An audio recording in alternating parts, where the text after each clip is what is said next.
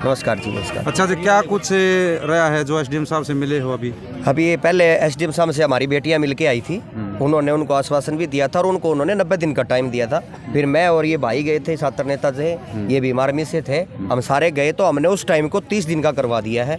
और 30 दिन के दौरान एसडीएम साहब ने हमारे को भरोसा दिलाया है कि जिन बच्चियों को प्रिंसिपल परेशान कर रही थी, उन बच्चों की प्रोटेस्ट करने के दौरान या वह आईटीआई में ना जा पाए, उनकी टोटल प्रेजेंस होंगी, उनका जो पेपर बाकी है वो पेपर भी होगा और 30 दिन में कार्रवाई होगी दोनों तरफ से सुनवाई करके। और जो भी दोषी मिला, अगर मैडम दोषी मिली तो एसडीएम साहब ने बोला कि 200% उसको सस्पेंड करने का काम करेंगे। बिल्कुल। और भी इसके अलावा कुछ मतलब डिमांड रखी गई है छात्रों के द्वारा? छात्रों के द्वारा डिमांड रखी गई थी, जो भी डिमांड थी भाई, प्रिंसिपल हमारे ऊपर, छात्राओं की डिमांड तो यही है कि ये प्रिंसिपल हमारे को अब यहाँ नहीं पढ़ने देगी, इसको यहाँ से बदला ही जाए। एसडीएम साहब ने कहा कि जब तक कोई दोषी नहीं होता तो हम कार्रवाई नहीं कर सकते। अब ये जो कमेटी बनाई, इस कमेटी में तहसीलदार मैडम है, सीडीपीओ मैडम है और एसएचओ महिला थाना, ये तीनों मिलकर के इसमें कार्रवाई करेंगी और इस कार्रवाई का जो भी रिजल्ट होगा सबके सामने रखा जाएगा। और मैंने भी छात्राओं को और भाई साहब ने भी, उन्होंने हमने भरोसा दिला दिया है 30 दिन के दौरान आपके साथ कुछ भी होता है तो ढाणा खुर्द की सरपंच कृष्णा यादव आपकी प्रिंसिपल से सीधी जाके बात करेंगे। यदि 30 दिन प्रदीप हमारे साथ है, कैसे देखते हो कि पूरा एक मसला है, लगातार एक आंदोलन चला हुआ था, क्या 30 दिन में कोई रिजल्ट आएगा? क्या कमेटी ईमानदारी से काम कर पाएगी? मैं धन्यवाद करता हूं आप जैसे ईमानदार पत्रकारों का।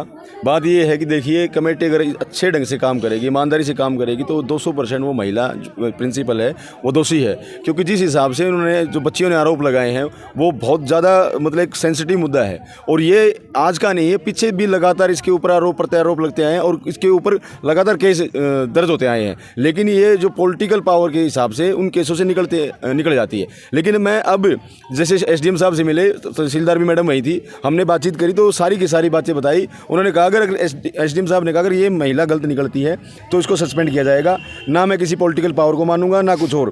जैसा कि अभी वो क्या कर रही है, इनके लेटर निकाल रही है कि अगर प्रोटेस्ट किया महिलाओं लड़कियों ने तो ये इनके ऊपर कानूनी कार्रवाई की जाएगी। जब ये संवैधानिक अधिकार है कि छात्रों ने, छात्र शक्ति तो बड़ी शक्ति है, इन्होंने तो हमेशा से मतलब प्रोटेस्ट किया है और अपने मांगों को मनवाया है।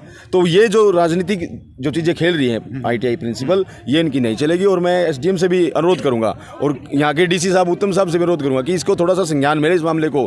अगर ये बड़ा सेंसिटिव मुद्दा अगर बढ़ गया तो फिर आपके ऑफिस नहीं खुलेंगे। ये बच्चियों का मामला है, ये लड़कियों का मामला है। आप लोग इसके ऊपर ऐसे आरोप नहीं लगा सकते लड़कियों के ऊपर, इनकी पर्सनल लाइफ है।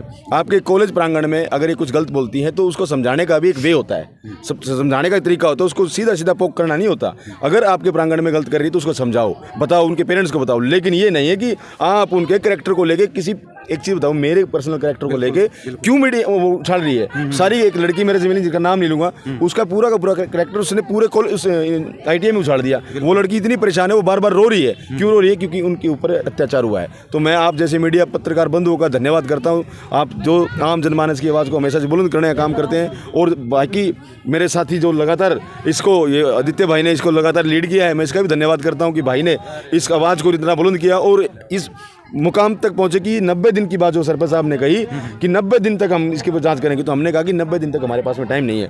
आदित्य ने कहा कि 15 तारीख तक ये इसकी जांच होनी चाहिए। लेकिन फिर भी हमने प्रशासन को कोऑपरेट करते हुए 30 दिन का समय मांगा है और 30 दिन में अगर वो हमारी बातें नहीं मानती तो फिर सरपंच साहब भी अपने 45 सरपंचों की एसोसिएशन के साथ में खड़े होंगे।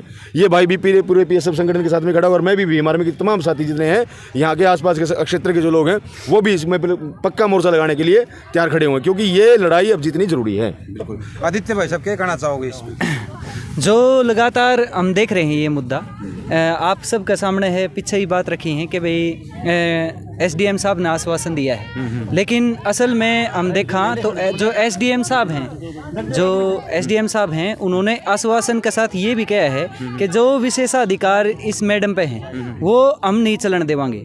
जब तक इन पर कार्रवाई है तब तक ये कॉलेज में तो आ रही हैं या आईटीआई में तो आ रही हैं, लेकिन जो ये नोटिस जारी कर रही हैं या फिर ये धमकियाँ दे रही हैं कि भाई हम घर पे फ़ोन कर देंगे, उन चीज़ों पर रोक लगाई जाओगी। और यो आश्वासन दे के हम यो जो धरना है यो आगे स्थगित कर रहे हैं। ऐसा नहीं है कि हमने ये पीछे कर दिया है। जो यह कमेटी है या जांच करेगी, अगर जांच में वो कार्रवाई वो नहीं कर पा रहे हैं, तो हम इसने पैरेलल तरीके से चलावांगे। और एसडीएम साहब का फिर तक घेराव अगर हमने करना पड़े अब की बार, तो फिर बढ़िया तरीके से करांगे। यूँ नहीं होगा कि भाई एसडीएम साहब कह दें कि भाई आश्वासन दे दिया और हम चले गए ना। अगली बार या तीसरी बार की जो क्या करें कि आखिरी बार है, तीसरी बार तो आखिरी बार है, फिर क्या आर पार की लड़ाई। धन्यवाद भाई साहब। है ना, ठीक।